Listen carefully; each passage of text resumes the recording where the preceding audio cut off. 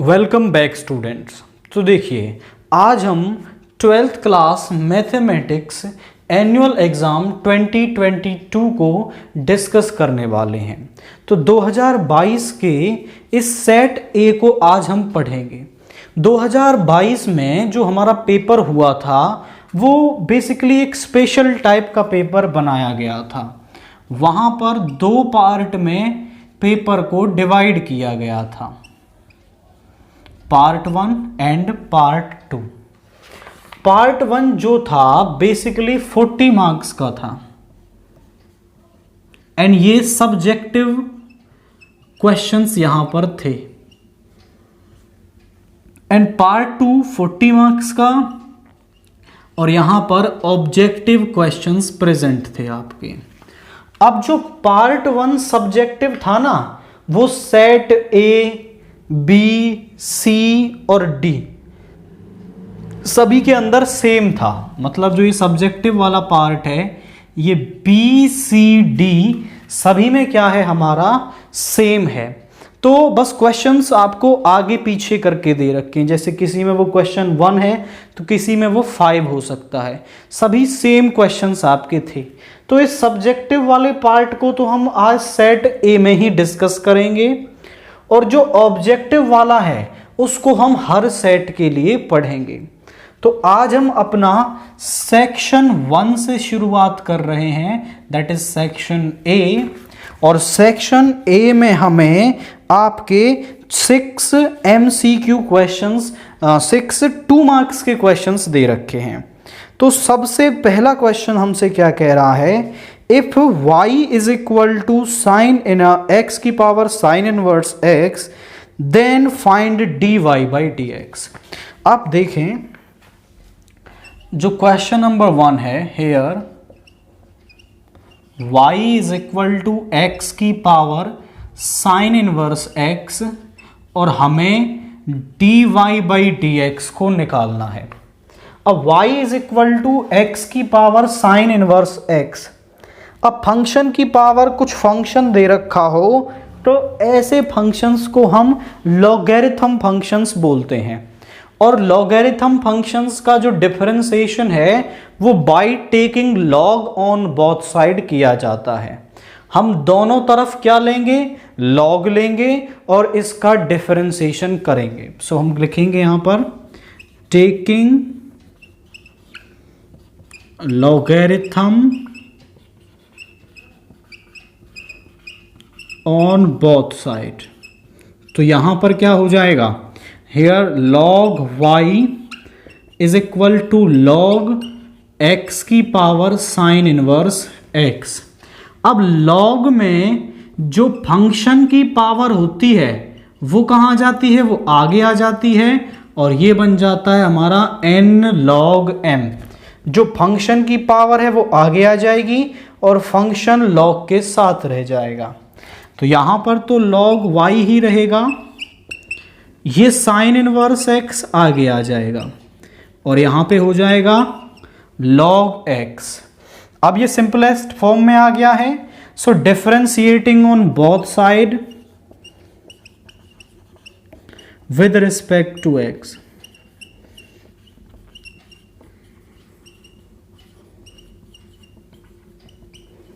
अब देखिए, log का करेंगे तो log का होगा 1/y और y का करेंगे तो dy बाई dx। यहां पर हमें प्रोडक्ट रूल लगाना पड़ेगा। तो sign inverse x same, log x का डिफरेंशिएशन 1/x प्लस अब log x same, sign inverse x का होता है 1/√1 माइनस x स्क्वायर। ये y यहां पर डिवाइड में है, इधर जाके ये मल्टीप्लाई में हो जाएगा। So dy by dx is equal to y into sine inverse x by x plus log x by √1 minus x square. अब y की वैल्यू हम यहां फर्स्ट से रख देंगे। फ्रॉम फर्स्ट यहां पे आ जाएगा dy by dx is equal to x की power sine inverse x into sine inverse x by x plus log x by √1 minus x square. ये क्या आ गया, इसका डिफरेंशिएशन आ गया। तो दोनों तरफ लॉग लेंगे और फिर सिंपली प्रोडक्ट रूल से उसका डिफरेंशिएशन कर देंगे।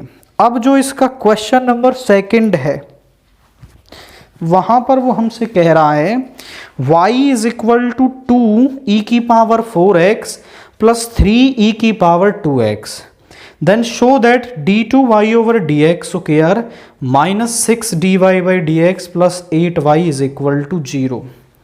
यहां पर y क्या दे रखा है,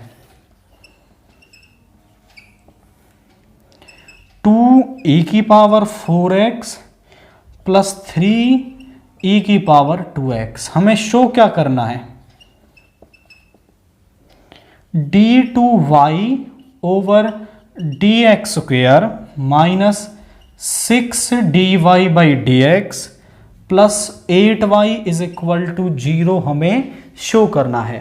तो हम इसकी लेफ्ट हैंड साइड को ले लेंगे और लेफ्ट हैंड साइड में जो भी टर्म्स प्रेजेंट हैं वो हम फाइंड आउट करेंगे और लेफ्ट हैंड साइड में पुट करेंगे तो वो राइट हैंड साइड के बराबर आ जाएगी।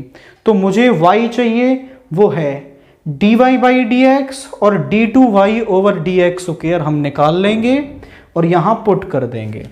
तो कैसे, this is first differentiating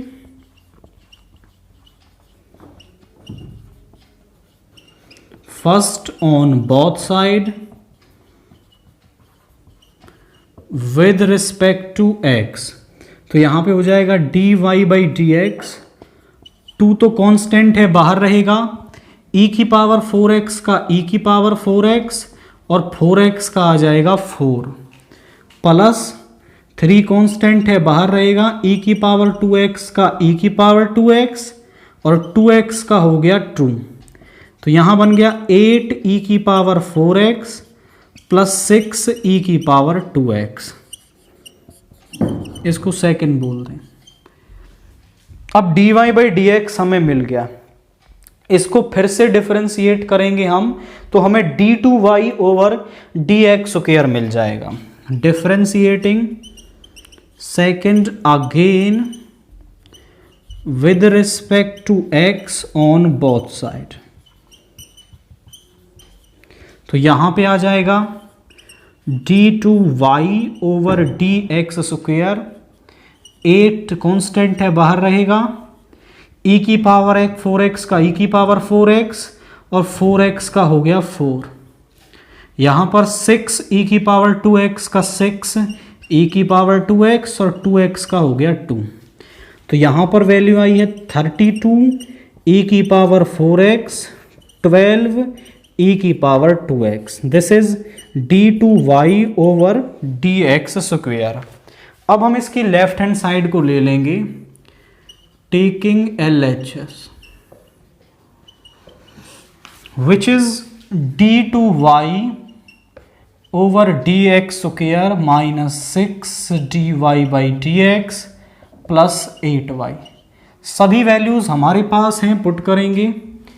d2y over dx square है 32 e⁴4x plus 12 e⁴2x minus 6 into dy by dx है ये आपका 8 e⁴4x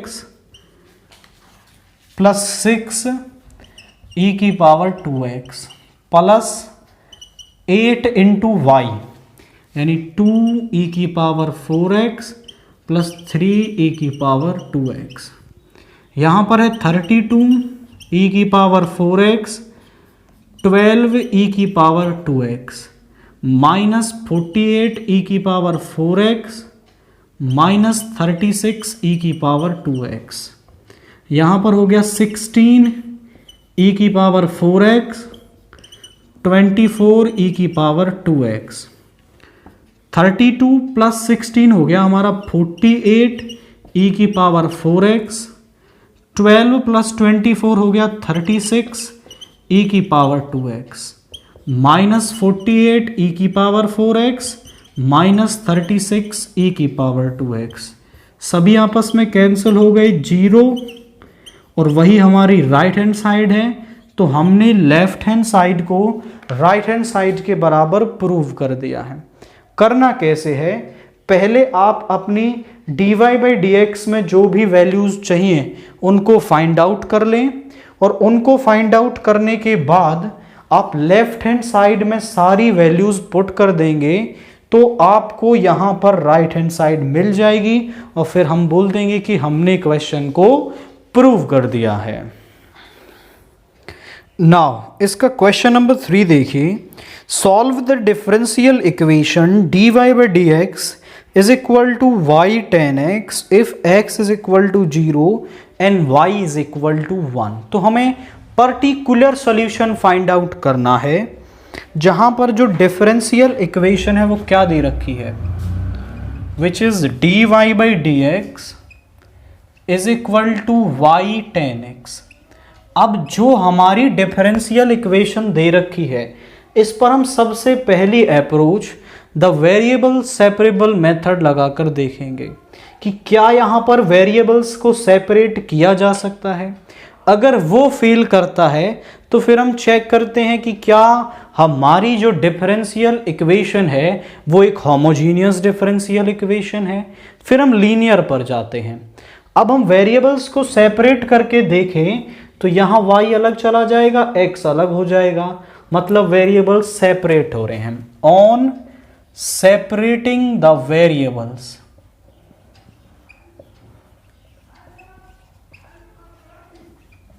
तो यहां पर y अपॉन में आ जाएगा, here it will become dy/y and tan x dx, taking integration on both side,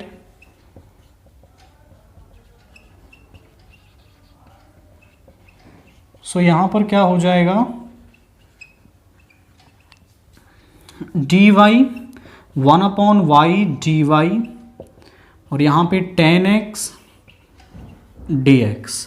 1/y का इंटीग्रेशन क्या हो जाएगा, वो हो जाएगा log y, और tan x का जो इंटीग्रेशन है वो होता है आपका log sec x, और प्लस में कांस्टेंट ऑफ इंटीग्रेशन। अब सारा फंक्शन लॉग में ही आ रहा है तो कांस्टेंट आप लॉग में ले लेंगे, क्योंकि log c भी क्या है, एक कांस्टेंट नंबर है हमारे पास। यहां log m प्लस n का फॉर्मूला लगाएंगे तो यहां पे हो जाएगा log sec x into c, क्योंकि हमारे पास क्या होता है log mn is equal to log m plus log n। तो यहां पर अब दोनों तरफ e की पावर लगा लेंगे, e की power log y is equal to e की power log sec x dot c। या फिर आप ऐसा भी कह सकते हैं कि दोनों तरफ हम log को कैंसिल कर देंगे, तो e से log कैंसिल हो जाएगा, यहां पे आएगा y और यहां पर आएगा sec x डॉट c। अब ये क्या है, हमारी इस डिफरेंशियल इक्वेशन का जनरल सॉल्यूशन है। बट क्वेश्चन हमसे कह रहा है कि इसकी वैल्यू निकालिए व्हेन, हमें दे रखा है कि x तो 0 है और y क्या है हमारा 1 है, y इज 1। तो ये दोनों वैल्यूज हम जनरल सॉल्यूशन में पुट कर देंगे। तो x को 0 रखेंगे यहां पर, सो यहाँ पे हो जाएगा y तो है 1 हमारा, और इसको 0 रखेंगे sec 0 इंटू c। अब sec 0 कितना होता है भाई, cos 0 होता है 1, तो 1 का रेसिप्रोकल क्या हो गया हमारा 1 ही हो गया, तो यहाँ पे ये 1 आ जाएगा। तो c इज इक्वल टू 1। ये जो c इज इक्वल टू 1 है, इसको हम जो हमें जनरल सोल्यूशन मिला है उसमें पुट कर देंगे। तो यहां पर क्या आ जाएगा, putting c is equal to 1 in second, so y is equal to sec x। ये क्या है, हमारा रिक्वायर्ड पर्टिकुलर सॉल्यूशन है इस इक्वेशन के लिए। अब इसके बाद क्वेश्चन नंबर 4 हमें क्या दे रखा है, a box contains 100 bulbs out of which 10 are defective. हमारे पास उसमें 100 बल्ब्स हैं जिनमें से कि 10 डिफेक्टिव हैं। In a random sample of 5 bulbs taken from the box find the probability of having 1 defective bolt. तो ये आपका बर्नौली ट्रायल से क्वेश्चन है जिसमें कि हमारे पास यदि n ट्रायल हो रहे हों और n में से r सक्सेस के लिए निकालना हो तो उसका फॉर्मूला होता है NCR P की पावर R Q की पावर n माइनस R, जहां पर P क्या करता है, प्रोबेबिलिटी ऑफ सक्सेस को डिनोट करता है और Q जो है वो प्रोबेबिलिटी ऑफ फेलियर को डिनोट करता है। तो यहां पर वो डिफेक्टिव बोल्ट मांग रहा है तो हम क्या करेंगे, P सक्सेस मान लेंगे, यानी कि गेटिंग अ डिफेक्टिव बोल्ट। तो हम लिखते हैं, this is question number 4, box contains 100 bulbs out of which 10 are defective.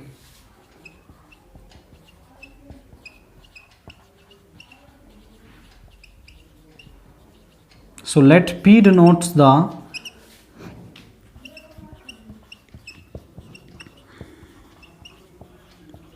probability of success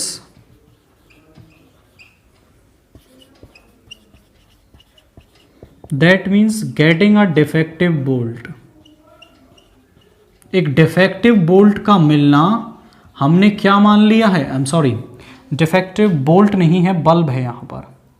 so defective bulb, एक डिफेक्टिव बल्ब का मिलना हमने सक्सेस मान लिया है। And Q denotes the probability of failure, और Q किसको डिनोट करता है, प्रोबेबिलिटी ऑफ फेलियर को डिनोट करता है। तो यहां पर P की वैल्यू क्या हो जाएगी, मतलब प्रोबेबिलिटी क्या आ जाएगी, एक डिफेक्टिव बोल्ट आने की। हमारे पास डिफेक्टिव कितने हैं, 10, और टोटल कितने, 100। सो डिफेक्टिव बोल्ट मिलने की जो प्रोबेबिलिटी है वो हो गई 1/10, और एक डिफेक्टिव यानी कि डिफेक्टिव बोल्ट ना मिलने की प्रोबेबिलिटी वो होगी 1 - P, that is 9/10। Let X denotes the random variable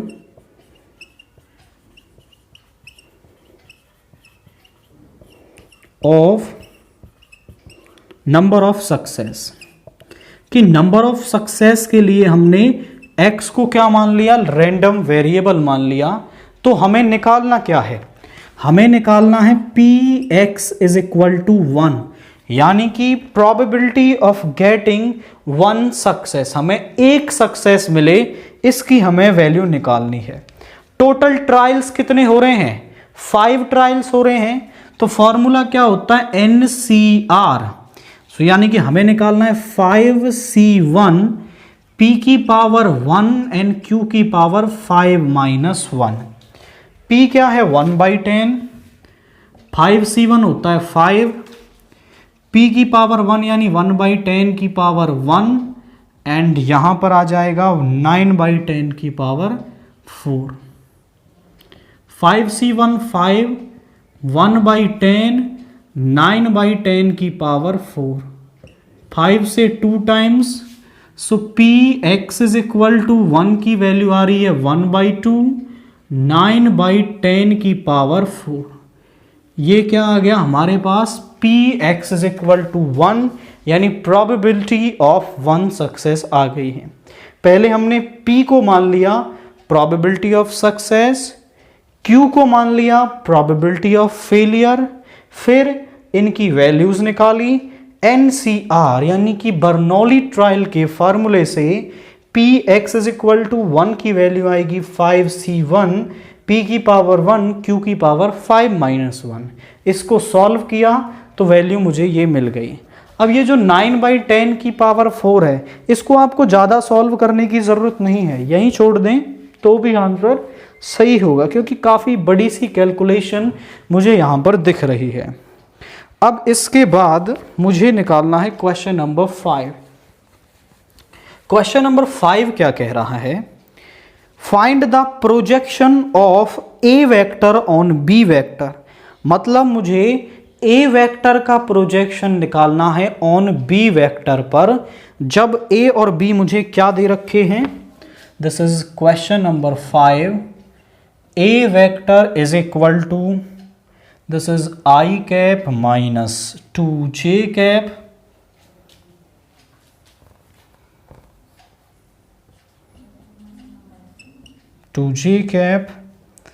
plus 3k cap and b vector is equal to i minus 2j plus 3k, 3i minus 2j plus k।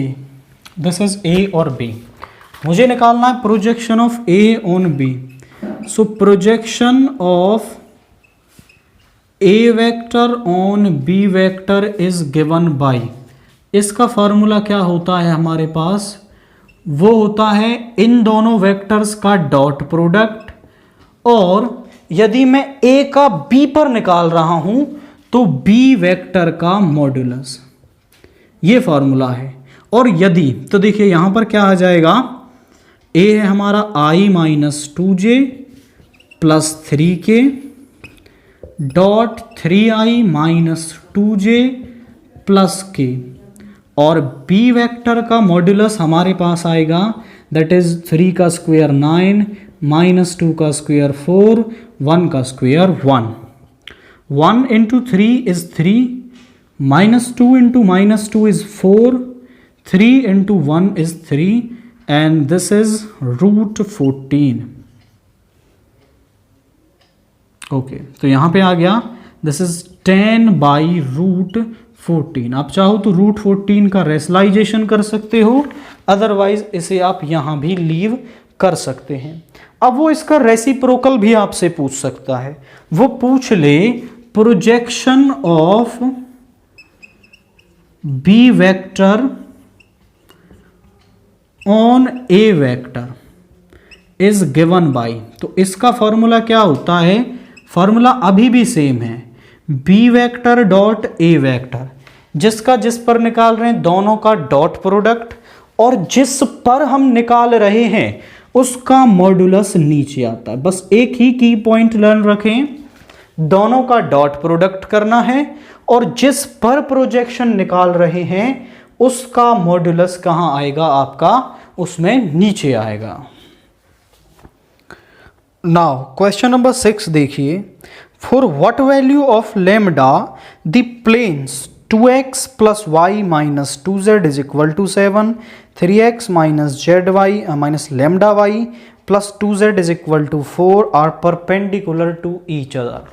मतलब कि lambda की किस value के लिए हमारे जो ये दोनों प्लेन्स हैं वो क्या होंगे, परपेंडिकुलर होंगे। तो इस कंडीशन को जरा आप समझें। This is question number 6। यहां पर the given planes are,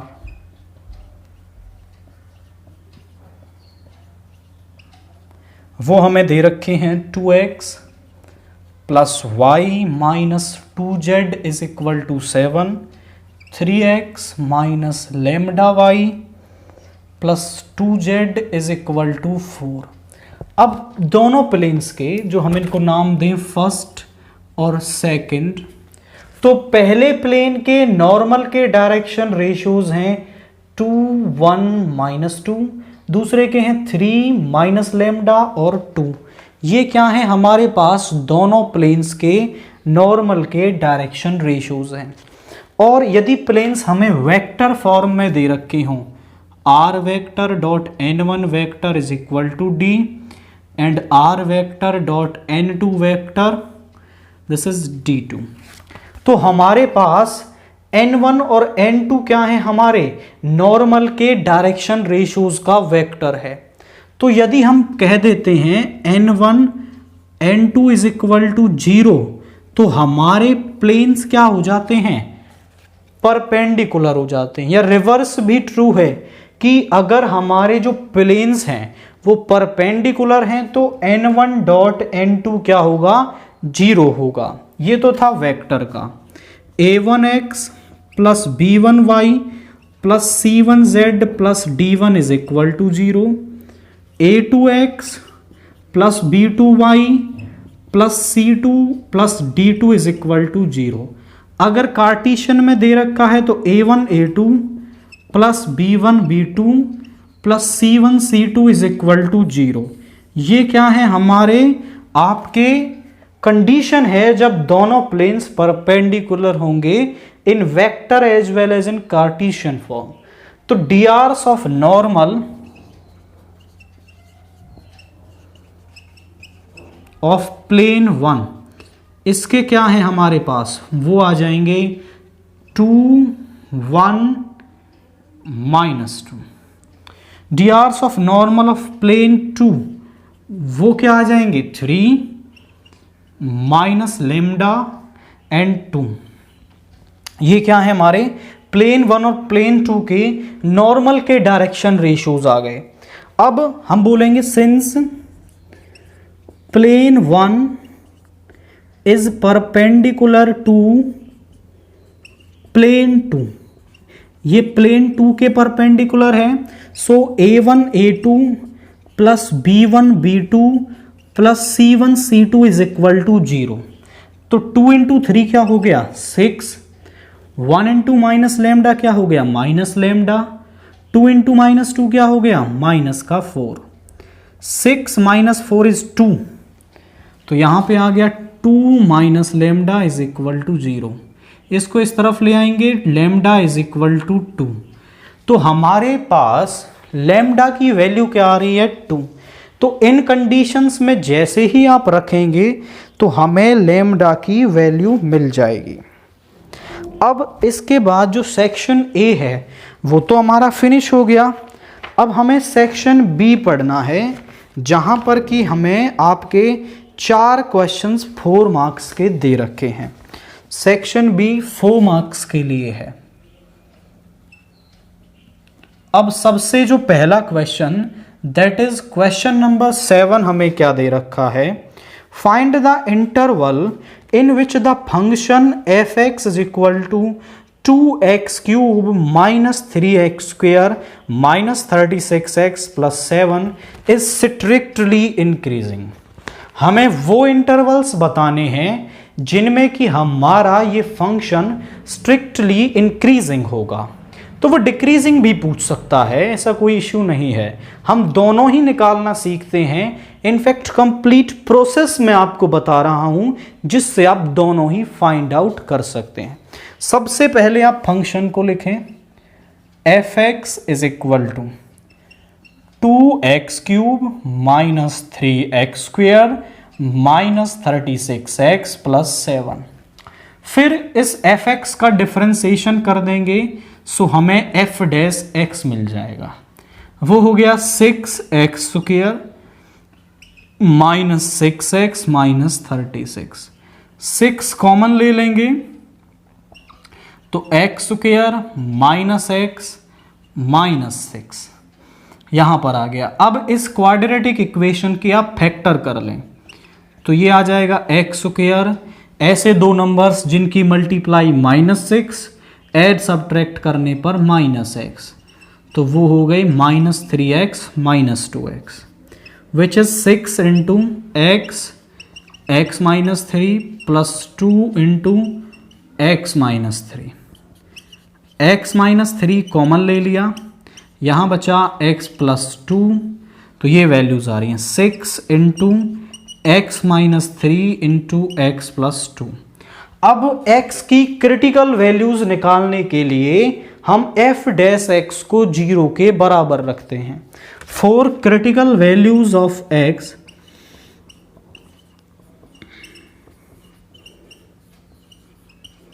f dash x is equal to 0। तो यहां पे आ गया 6 into x minus 3 into x plus 2 is equal to 0। इन तीनों का प्रोडक्ट 0 आ रहा है। 6 तो 0 हो नहीं सकता, या तो ये टर्म 0 है या फिर ये टर्म 0 है। तो यहां से x minus 3 is equal to 0, या फिर x plus 2 is equal to 0। x आ गया 3, x आ गया -2। तो क्रिटिकल वैल्यूज क्या आ गई हैं हमारे पास? क्रिटिकल वैल्यूज ऑफ x वो हैं हमारे पास -2, 3। ये हमारे पास x की क्रिटिकल वैल्यूज आ गई हैं।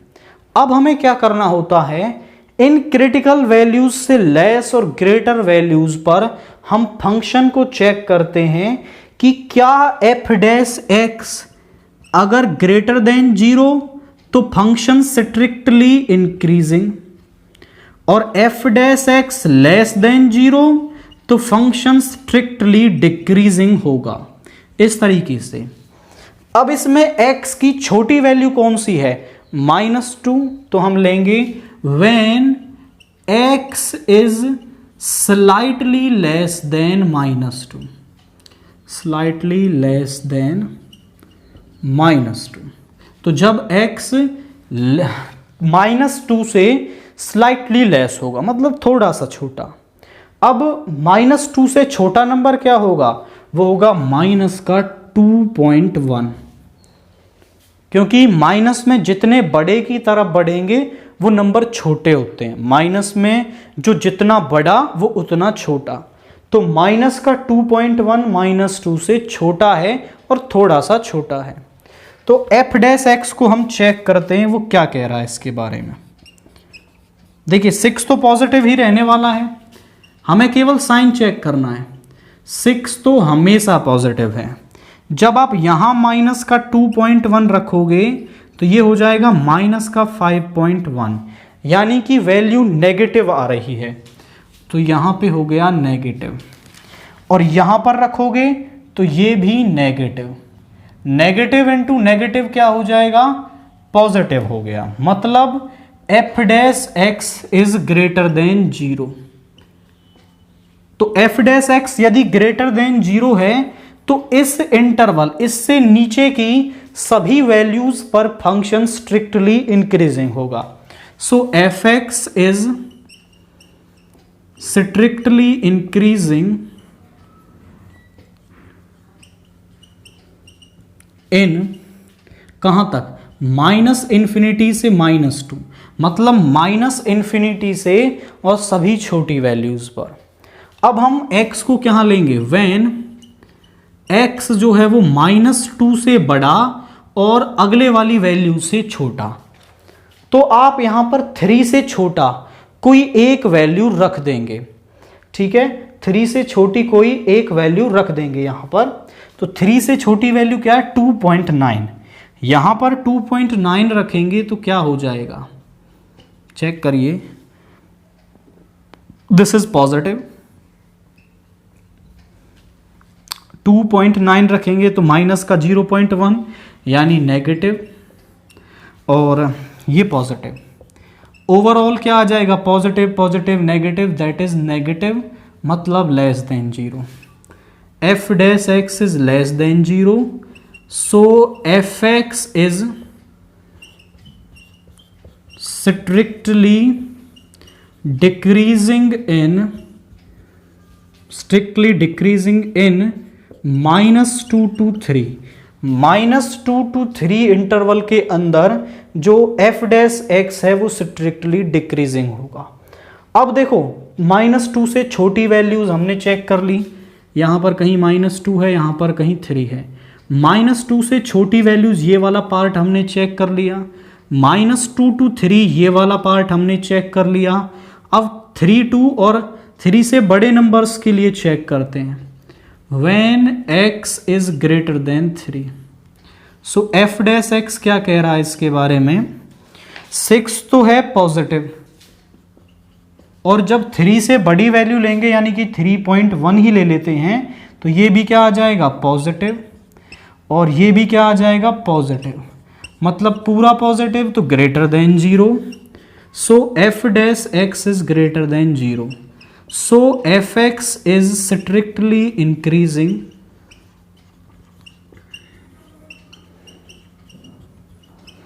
in 3 to infinity।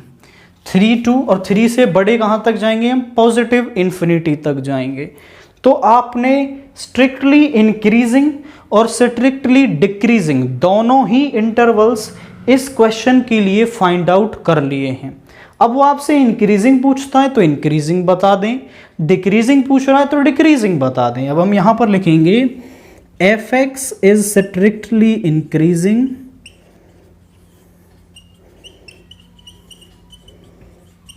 इन कहां से कहां तक, एक तो माइनस इन्फिनिटी से -2 और 3 to इन्फिनिटी, इन दोनों इंटरवल्स पर जो फंक्शन है वो आपका स्ट्रिक्टली इंक्रीजिंग आ रहा है।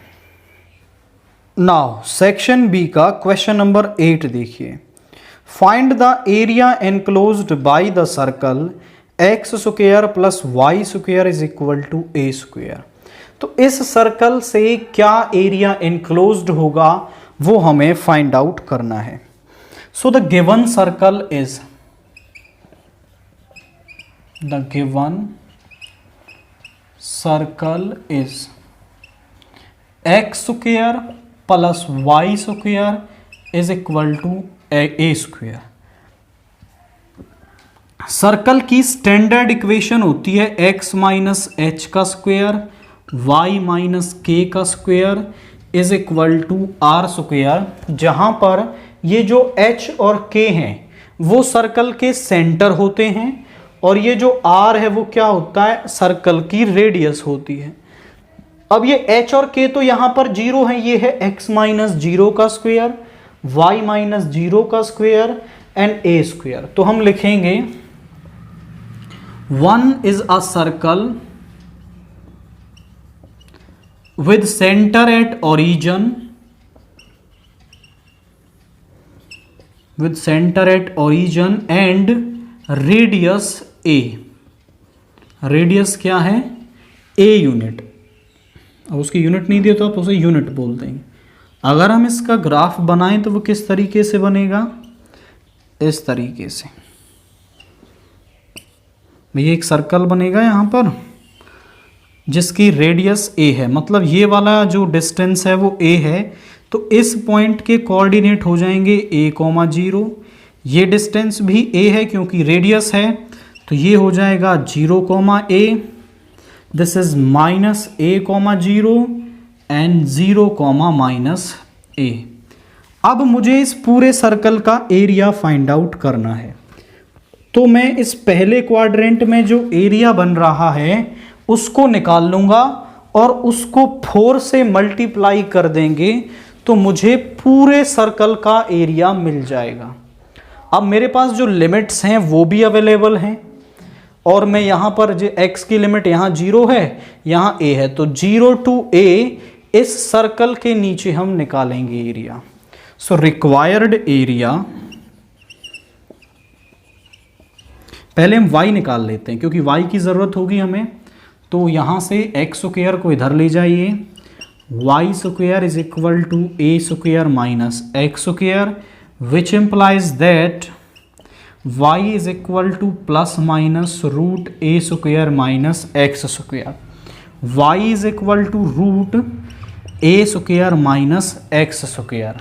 हम केवल y की पॉजिटिव वैल्यू को ही कंसीडर करेंगे क्योंकि हम फर्स्ट क्वाड्रेंट में बात कर रहे हैं और फर्स्ट क्वाड्रेंट में y क्या होता है, पॉजिटिव होता है। So required area is equal to 4 into x की लिमिट है 0 to a, x पर लिमिट रह रहे हैं तो y dx, या फिर हम बोल सकते हैं y ऑफ सर्कल जो आएगा उसका dx, x के रेस्पेक्ट में इंटीग्रेशन करने से हमें एरिया मिल जाएगा। यहाँ पर जो y है वो आया है root a square minus x square dx।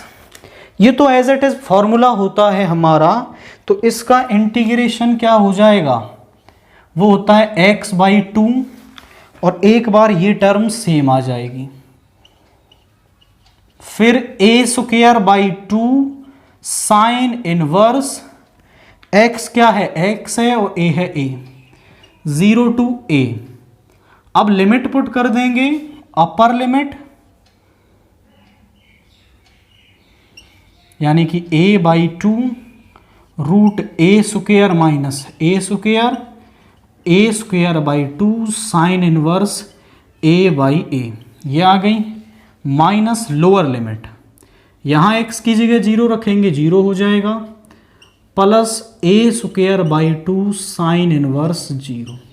अब यहाँ वैल्यू निकालना आपके लिए बहुत ज़रूरी है।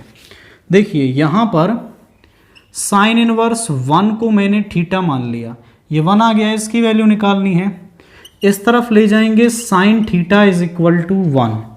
अब साइन 1 किस पर होता है हमारा, साइन 1 होता है π/2 पर, तो यहाँ इस 1 की जगह मैं लिख सकता हूँ साइन π/2।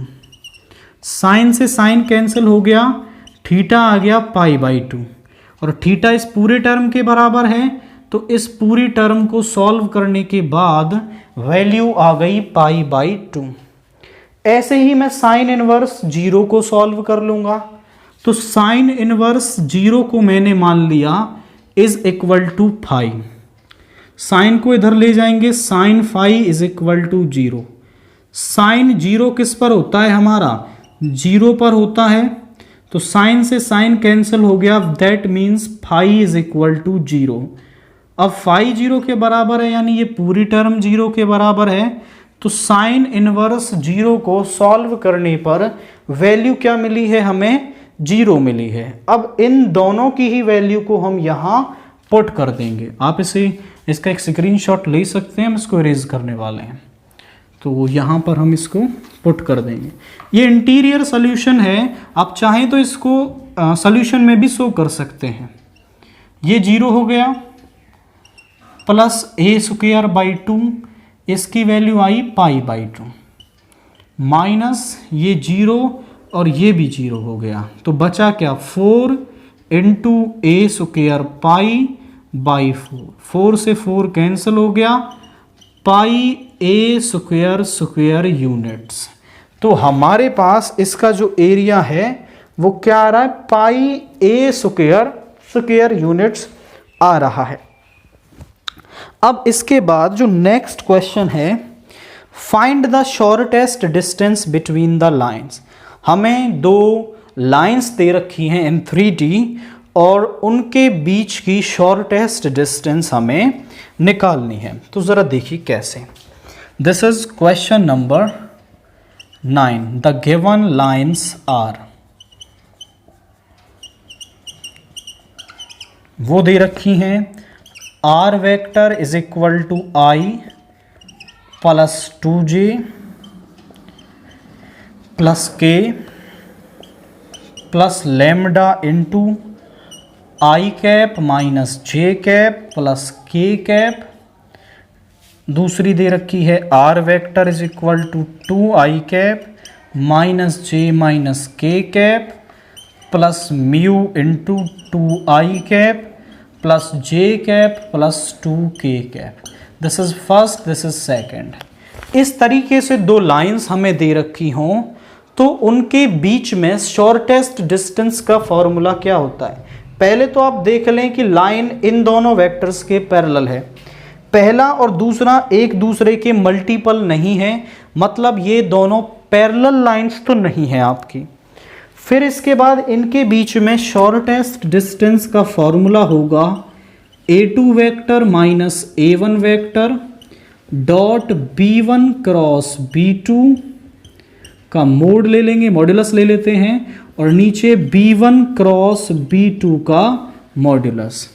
अगर दोनों लाइंस पैरेलल होती हैं तो a2 vector minus a1 vector cross b vector over b vector का मॉड्यूलस। अब ये सारी values a2 minus a1 b1 cross b2 हम पहले निकाल लेते हैं और फिर उनको इस फॉर्मूले में पुट करेंगे तो हमें हमारा शॉर्टेस्ट डिस्टेंस मिल जाएगी। सो comparing first and second,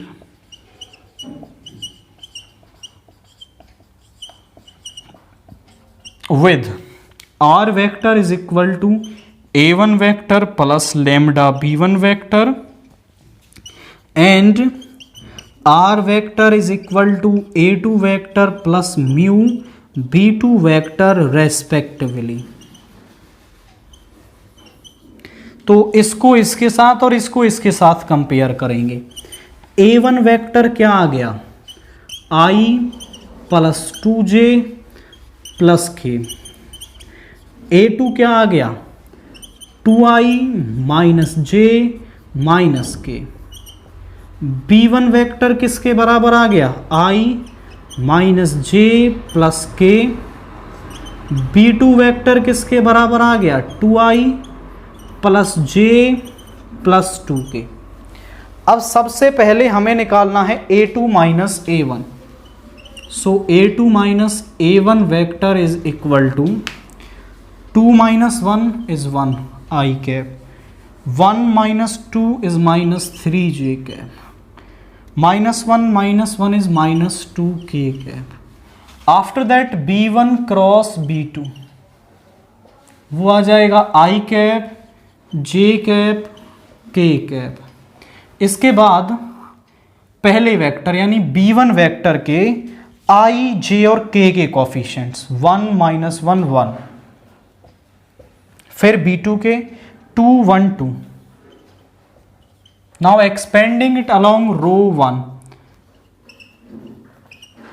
expanding along row 1 क्या हो जाएगा, I कैप, इस रो इस कॉलम को छोड़ेंगे माइनस 2 माइनस 1, फिर माइनस J कैप, इस रो इस कॉलम को छोड़ेंगे 2 1 जा 2 माइनस 2, प्लस K कैप, इस रो इस कॉलम को छोड़ेंगे 1 माइनस ऑफ माइनस 2, तो ये आ जाएगा माइनस का 3 I cap 0 J cap plus 3 K cap. Now इसका मॉड्यूलस भी हम निकाल लेते हैं, या फिर आप लिखें B1 क्रॉस B2 का मॉड्यूलस, वो आ जाएगा माइनस 3 का स्क्वायर 9 माइनस 3 का square 9, that is root 18। Shortest distance between the lines is given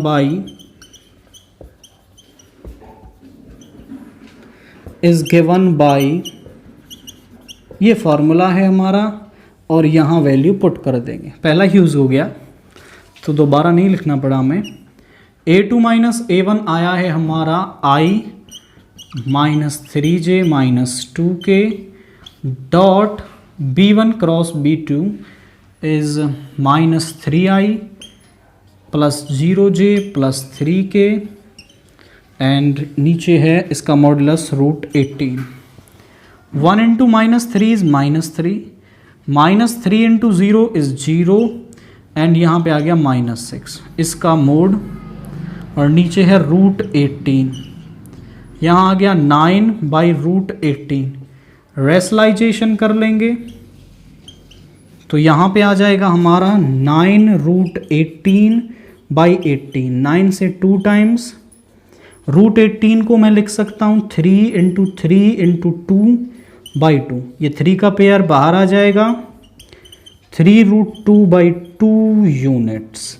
तो हमारी इन दोनों लाइंस के बीच की जो शॉर्टेस्ट डिस्टेंस है वो क्या आ रही है, 3 रूट 2 बाई 2 यूनिट्स।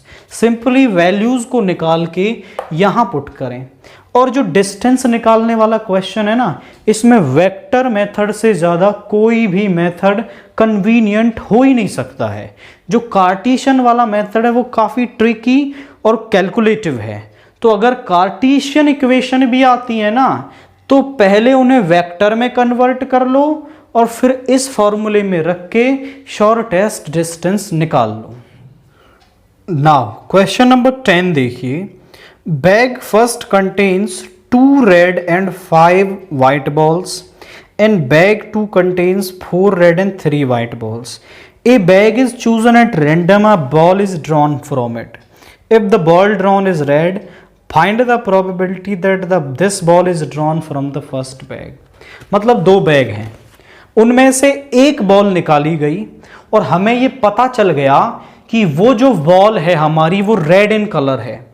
अब इस बात की प्रोबेबिलिटी बताइए कि वो बैग 1 से आई हो। तो ये बेज थ्योरम का क्वेश्चन है और इसको हम करते कैसे हैं, देखिए हम मान लेंगे let, this is question 10, let E1 and E2 denotes the event of selecting bag 1 and bag 2.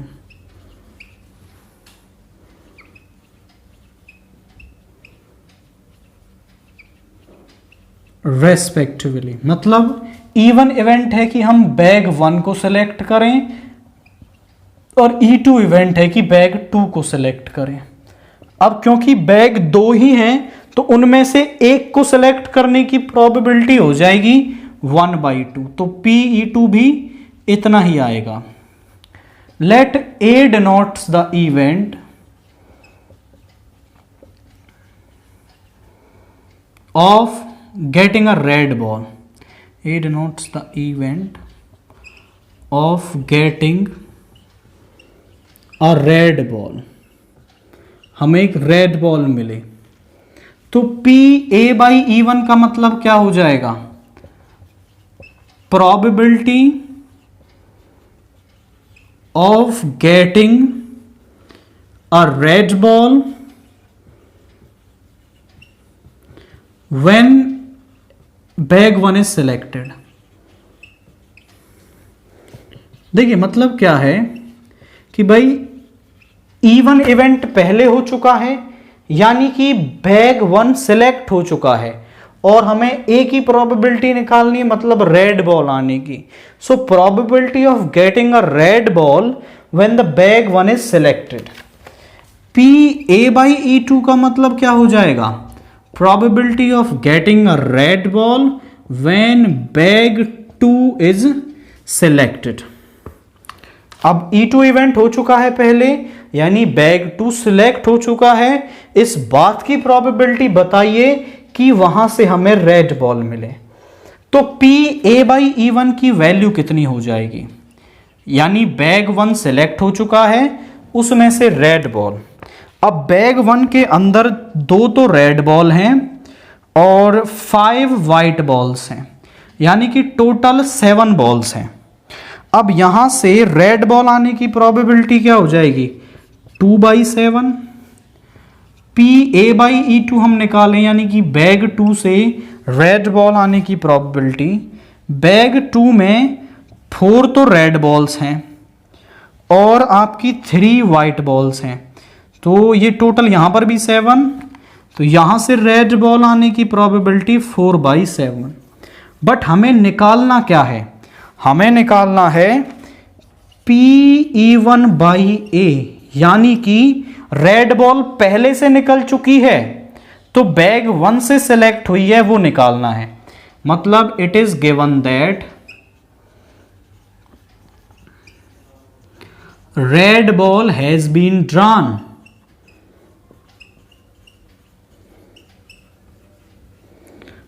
find the probability red ball has been drawn, probability